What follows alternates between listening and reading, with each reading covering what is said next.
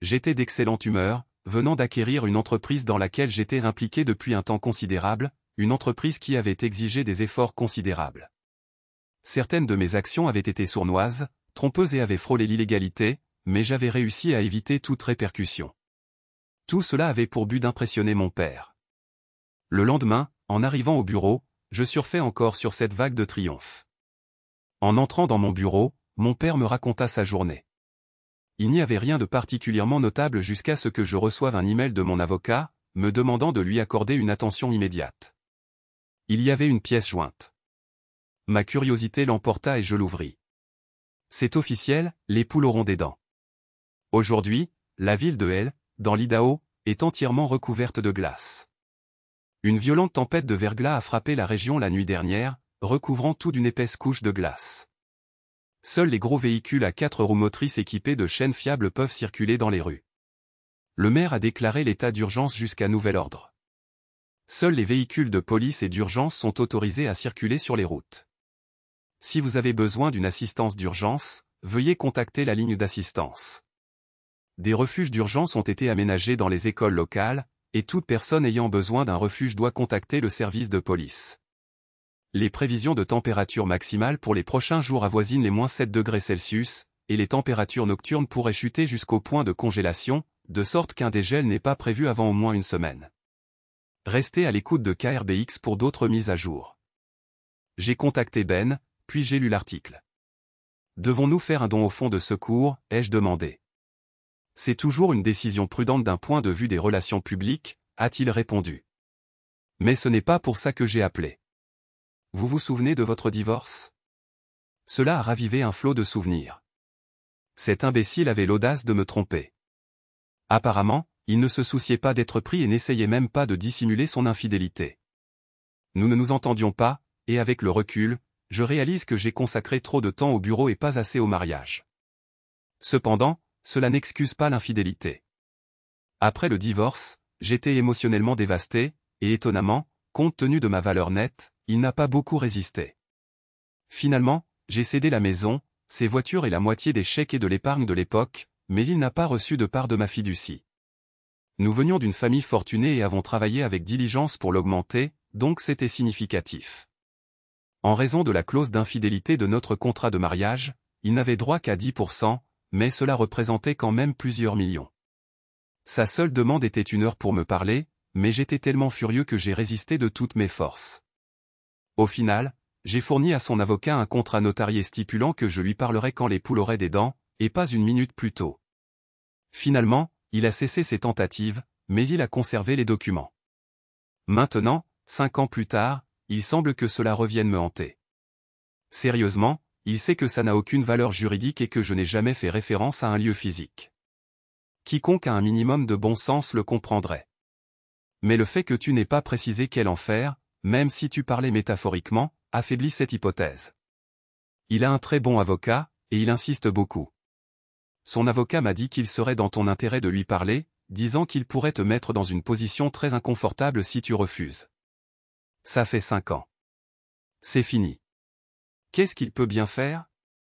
Eh bien, pour commencer, il pourrait te poursuivre pour rupture de contrat. Il pourrait gagner, il pourrait perdre. Mais ton nom fera la une des journaux pendant des jours. Les médias se régaleront. Les paparazzis te traqueront sans relâche. Sans parler de ce que feront les grands médias. Il y a beaucoup d'agences de presse qui n'apprécient pas vraiment ton père. Tu crois qu'ils laisseraient passer une occasion en or comme celle-là? Ils creuseront tellement dans le cul de ta société que tu les sentiras dans ta gorge.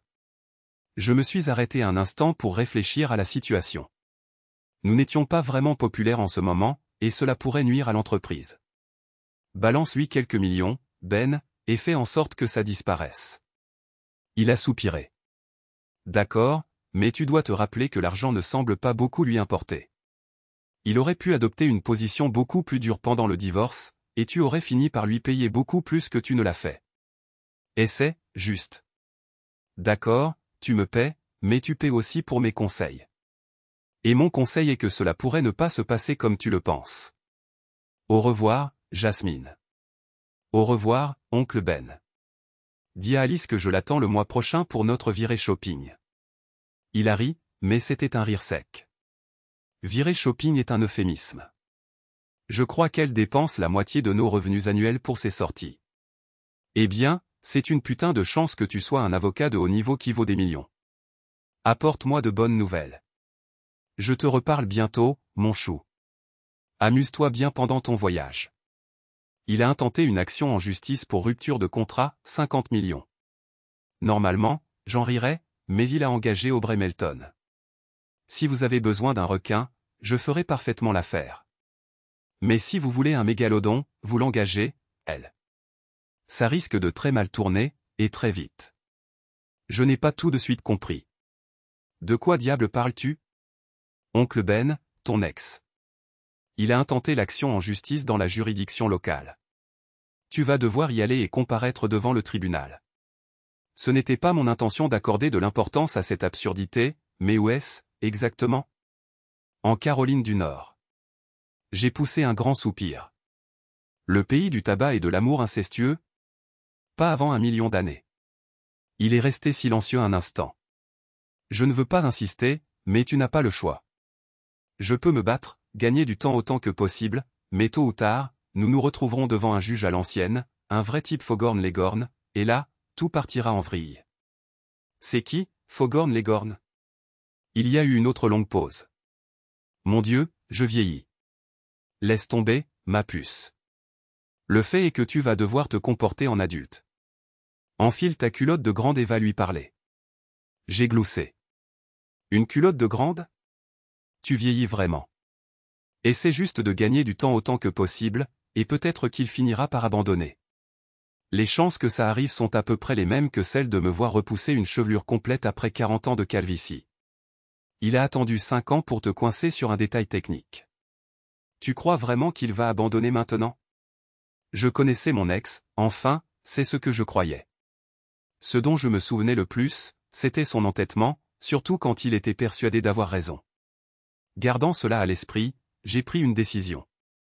Fais traîner encore 3 mois, et ensuite, on règle ça. Ça ne s'est pas passé comme ça. Finalement, il a contacté un juge à l'ancienne qui, d'après lui, a dit à Ben, assurez-vous qu'elle sache que c'est fini de jouer. Si son cul n'est pas dans ce tribunal dans 3 semaines, je délivrerai un mandat d'arrêt pour défaut de comparution et demanderai son extradition. Assurez-vous qu'elle le comprenne, maître. J'ai tenu bon et annulé ma comparution. 2 jours plus tard, un policier très mal à l'aise s'est présenté au bureau et m'a donné le choix. Soit je venais volontairement, soit il me passait les menottes et me faisait sortir du bâtiment comme une criminelle. J'ai demandé à mon assistante d'appeler Ben et je suis monté dans la voiture du policier. Il s'est excusé au moins 10 fois parce que mon entreprise était un acteur majeur de la ville, et finalement, je lui ai dit de se détendre. Je comprends. C'est votre travail. Vous m'avez traité équitablement, et je ne vous en veux pas. Il m'a même tenu la porte en entrant à la prison municipale. Ils ne m'ont pas enfermé. Ils m'ont installé dans leur meilleure salle d'interrogatoire et m'ont offert toutes sortes de rafraîchissements. Ben est arrivé 20 minutes plus tard, l'air sombre. Dieu merci, ai-je dit en me levant. Rassemblons mes affaires et sortons d'ici. Il m'a regardé pendant une bonne minute, et l'expression sur son visage disait tout. Tu veux bien t'asseoir, ma puce? Tu vas être ici un moment. Tu n'as pas comparu devant le tribunal, et il demande ton extradition. Généralement, il faut aux représentants de n'importe quelle juridiction 3 à 4 jours pour venir te chercher, parfois une semaine. D'habitude, ils ne relâchent pas les gens dans ta situation avant le procès. Après tout, si tu étais censé te présenter et que tu ne l'as pas fait, il y a de fortes chances que tu ne te présentes pas non plus la prochaine fois. J'ai commencé à paniquer. Maudit mon ex-mari têtu. Il n'abandonne jamais, surtout quand il pense avoir raison. Fixez une date et amenez-le ici. Il a secoué la tête. Ça aurait peut-être marché il y a 9 mois. Ça ne marchera pas maintenant. Tu as énervé les mauvaises personnes.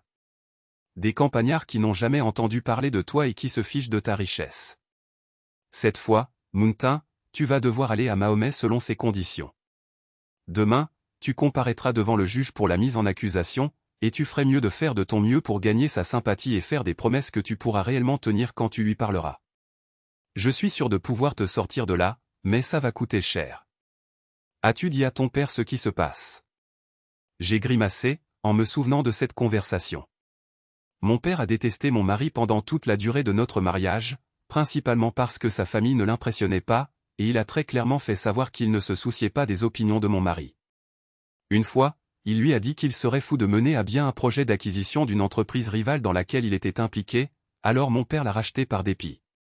Cela s'est avéré être la pire décision de sa carrière, et cela lui a coûté cher. Eric n'a jamais rien dit à ce sujet, mais il souriait chaque fois que le sujet était abordé dans les nouvelles ou dans les journaux, et finalement, cela a commencé à me rendre folle.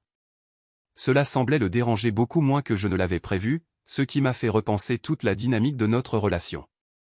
C'était très difficile pour moi de ne pas dominer toutes mes relations et, bien qu'il n'ait jamais cherché à m'intimider, il m'a clairement fait comprendre que nous étions partenaires et que si je ne ressentais pas la même chose, je devais prendre les mesures nécessaires pour y mettre fin. Cela m'a terrifié, parce que je l'aimais vraiment, jusqu'à ce que je découvre qu'il m'avait trompé. C'est amusant de voir à quelle vitesse je suis passé d'épouse aimante à garce furieuse, mais j'ai été surtout frappé par l'audace qu'il avait eue de me tromper. J'étais magnifique, bâtie comme une déesse grecque, avec un esprit brillant pour aller avec. Peut-être que mon visage n'a pas lancé 1000 navires, mais il a certainement cassé quelques nez quand des hommes se sont cognés dans des portes et des murs en me regardant, ainsi que la femme avec laquelle il m'avait trompé. Certes, elle possédait un physique agréable, mais son visage était au mieux banal. Je lui ai tout donné, y compris sexuellement. J'insistais pour que nous fassions l'amour, ou au moins que nous ayons des relations sexuelles, au minimum 4 fois par semaine. Il est vrai que cela devait s'adapter à mon emploi du temps, et cela le rendait absolument fou que, 4 fois sur 5, je l'arrête après qu'il ait commencé. Je faisais ça, tout d'abord, parce que mon emploi du temps chargé exigeait que je gère mon temps avec précision, et ensuite, parce que cela renforçait qui détenait le pouvoir au sein de notre relation. Parfois, je me demandais si ce contrôle constant sur notre vie sexuelle ne l'avait pas poussée dans les bras d'une autre. Cependant, elle n'était personne. Elle n'avait pas d'argent, pas de perspective d'avenir, rien de rien. Et pourtant, il a quand même abandonné son mariage pour elle. Ce qui m'a paru encore plus étrange, c'est qu'après le divorce, il ne l'a pas poursuivi davantage. Au lieu de cela, il a vendu la maison et a disparu pendant environ 4 mois. Il est revenu et a accepté un poste dans une nouvelle start-up située dans le Research Triangle, faisant on ne sait quoi. Cela a dû être un succès, parce qu'un magazine régional a écrit un article sur lui et ses associés, célébrant leur réalisation. Non pas que je le surveillais. J'ai entendu dire que, quelques années plus tard, il s'était remarié. J'ai brièvement envisagé de lui envoyer une copie de nos papiers de divorce, et peut-être quelques photos, mais j'ai renoncé. De plus, j'étais fiancé à un jeune homme agréable que mon père approuvait sincèrement. Il vénérait le sol que je foulais et ne possédait absolument aucune volonté propre. C'était le mariage parfait. Cette nuit-là, je suis resté au poste de police, et l'un des agents a apporté plusieurs couvertures épaisses matelassées et des coussins moelleux. La porte a été laissée déverrouillée, et ils m'ont même fourni un ordinateur portable au cas où je souhaiterais accomplir du travail. Ils ont mis une salle d'interrogatoire à ma disposition pour que je l'utilise comme bureau. Le lendemain matin, je les ai remerciés avec gratitude pour leur gentillesse et j'ai fait un don de $10 000 à leur programme sportif d'été. J'ai comparu devant le juge, et bien qu'il ait été poli, il m'a clairement fait comprendre que l'on s'attendait à ce que j'honore le contrat, sinon je serais renvoyé en prison, cette fois au tribunal de comté de juridiction générale, jusqu'à ce qu'il décide de me libérer. Vous avez une semaine pour régler ça, a-t-il dit, sinon vous y retournez. Compris. Ben lui a assuré avec sérieux que je me conformerais à ses exigences et, juste au cas où, m'a fait verser une caution de $250 000 en espèces, une somme que je perdrais immédiatement si je ne respectais pas mes engagements. J'ai frissonné en sortant de la salle d'audience, et oncle Ben m'a embrassé sur la joue et m'a dit, « Assure-toi de te présenter à cette réunion. Tu n'es même pas obligé d'être poli avec lui, mais tu dois passer 1 heure à discuter. Essaie de rester détendu et minimise les disputes. Ne me force pas à venir te traîner du sud ensoleillé. » J'ai embarqué à bord du plus petit jet de la société et j'ai atterri à l'aéroport de Raleigh à 9 h du matin, bien trop tard pour un samedi. J'étais accompagné de mon assistante personnelle, de ma maquilleuse et de ma coiffeuse, juste pour lui rappeler ce qu'il avait perdu. Le trajet jusqu'à sa maison durait 1 h 30, et j'étais incroyablement agacé de devoir y aller. J'ai essayé de réserver une petite salle de conférence dans l'un des centres de congrès locaux, mais il a catégoriquement refusé, et le juge lui a donné raison. Il lui a fallu plus de 5 ans et un acte divin dans la nature pour vous faire venir ici, a dit le juge, donc nous allons faire ça selon ces conditions. Au moins, j'ai apprécié le trajet. J'ai veillé à avoir un cabriolet Mustang, et si ce n'était pas pour mes cheveux qui s'en mêlaient, je n'aurais pas du tout remonté le toit. Peut-être au retour. Après environ 40 minutes, les rues de la ville ont fait place à une campagne rurale, principalement des terres agricoles et des collines boisées. C'était paisible et bucolique, et je n'ai pas pu m'empêcher de comparer cela à mon appartement au 25e étage. Le Penthouse. Oui, les vues étaient époustouflantes, mais vous étiez tellement au-dessus de tout que c'était comme regarder depuis un avion. Le GPS m'a guidé vers une longue allée sinueuse qui se terminait devant une grande maison, d'apparence ancienne, avec une immense véranda à l'avant et à l'arrière. J'ai été surprise de découvrir qu'elle était en fait assez moderne, datant d'à accent grave peine 4 ans. Quand je suis descendu, personne n'est venu m'accueillir, et la première chose qui m'a frappé, c'était l'odeur. Une odeur de propreté, emplie des parfums de fleurs et de plantes provenant des parterres près de la véranda. Cela me rappelait la maison de ma grand-mère quand j'avais 5 ou 6 ans. En fait, je n'avais pas de rendez-vous officiel. Il avait simplement fixé une heure pour l'après-midi, je n'étais donc pas surpris que personne ne m'attende à la porte. J'étais sur le point de rappeler quand j'ai entendu des voix, et 2 personnes ont contourné le coin de la maison. L'une d'elles était une fille, peut-être 13 ou 14 ans. Je n'avais jamais vraiment interagi avec des enfants, sauf lors des pique-niques de l'entreprise ou des fêtes de Noël annuelles que nous organisions pour les enfants des employés, donc je n'avais aucune base réelle de jugement. Je pouvais dire qu'elle était jolie, ayant dépassé le stade maladroit de l'adolescence, et commençant à prendre les formes d'une jeune femme avec de grands yeux verts et des cheveux si clairs qu'ils étaient presque blancs. Ce qui m'a choqué, cependant, c'était son compagnon. C'était Shan, et il portait une salopette. Il s'était toujours habillé de façon impeccable, soit avec des jeans amidonnés et un pull-over, soit avec un costume de créateur sur mesure. Je n'ai pas pu m'empêcher de me demander s'il était devenu agriculteur, maintenant. Lui et la fille se sont arrêtés et se sont regardés pendant une seconde. Puis il a souri d'un air narquois. « Ah, te voilà. » Je l'ai fixé du regard, submergé par un flot d'émotions. Pas parce que j'en ai envie. C'était un coup bas de ta part, Shan.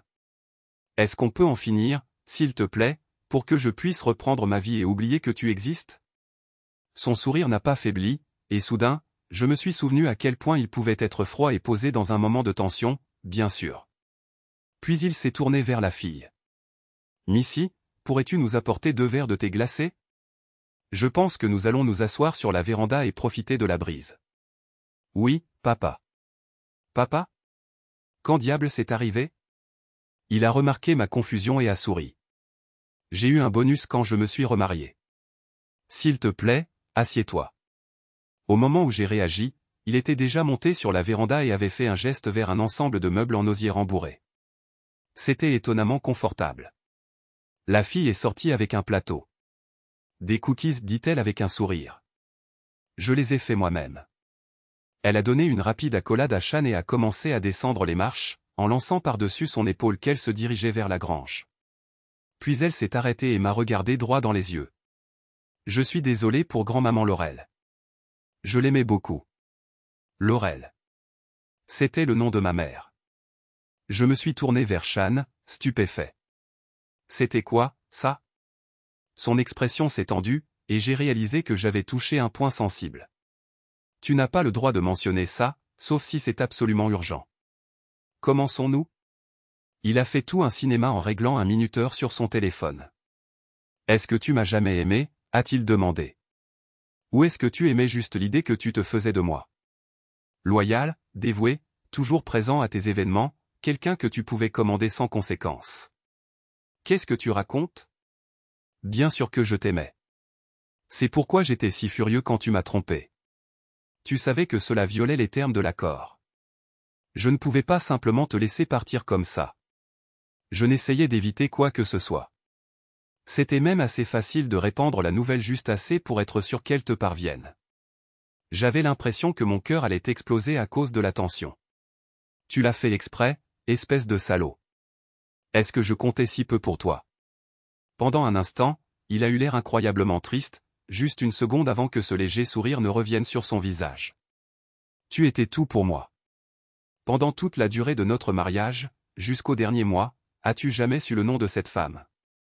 Claire Houston. Je n'oublierai jamais le nom de cette traînée adultère. Et ce nom ne t'a jamais dit quelque chose? Non. Pourquoi diable le ferait-il?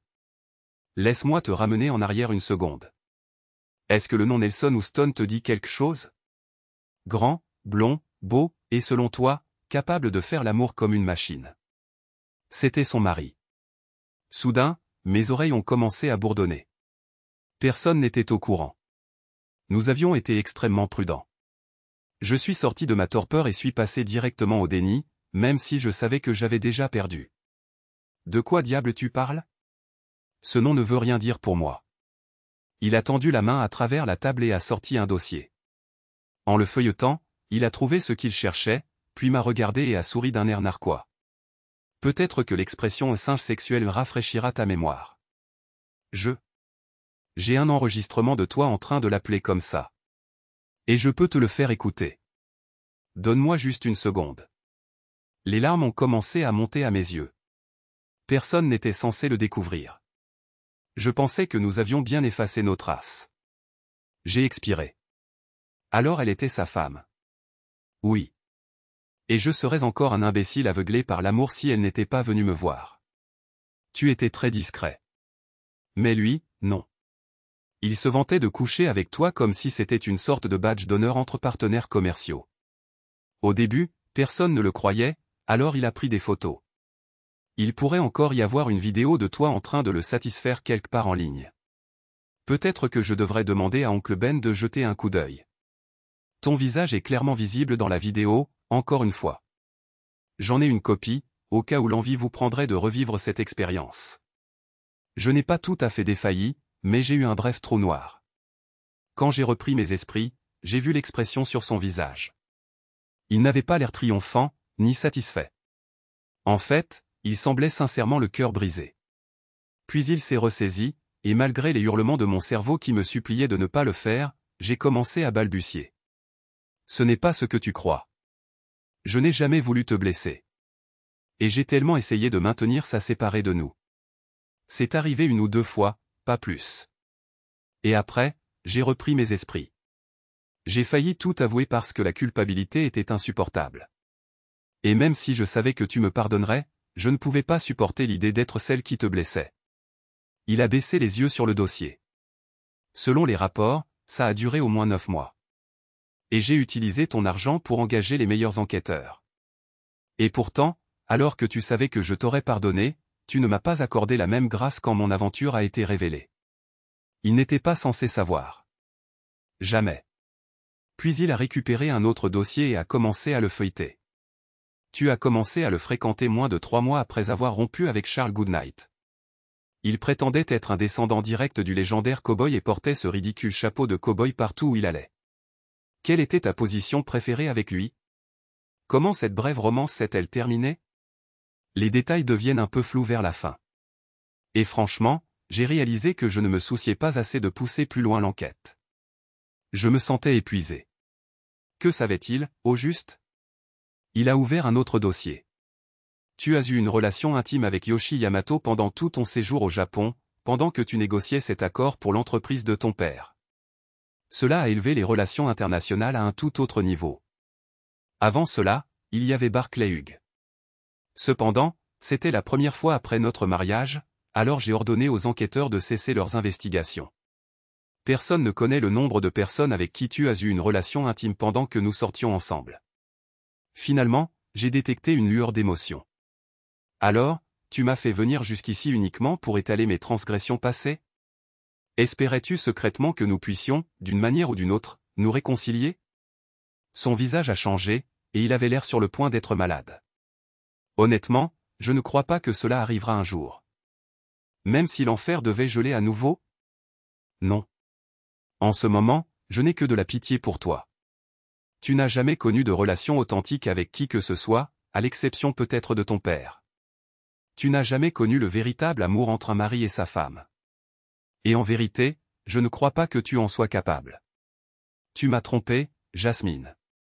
Pendant toute notre vie commune, tu as perpétué des mensonges et insisté sur le fait que tout allait bien. D'ailleurs, j'avais mis une chanson de Johnny Lang comme sonnerie pour ton numéro, uniquement pour me le rappeler. Non, ce n'est pas une tentative maladroite de ma part pour interférer ou raviver quoi que ce soit. Peut-être, juste peut-être, est-ce ma tentative de, pour une fois, te percevoir tel que tu es vraiment. Je ne m'attends pas à ce que ça marche. Mais je m'y suis engagé. Il a marqué une pause, et au moment où j'ouvrais la bouche pour parler, il a repris. Je présume que tu es à nouveau fiancé à un homme que tu manipules sans vergogne. Le tourmentes-tu encore? Ou l'as-tu suffisamment dressé pour qu'il ne proteste plus? Voici une chose à méditer. Chaque individu a un point de rupture. Parfois, il faut des décennies pour l'atteindre. Mais il finira inévitablement par arriver.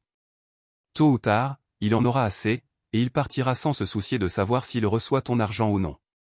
Rappelle-toi ceci, même les lapins se défendent avec leurs pattes et leurs griffes quand ils sont piégés sans issue.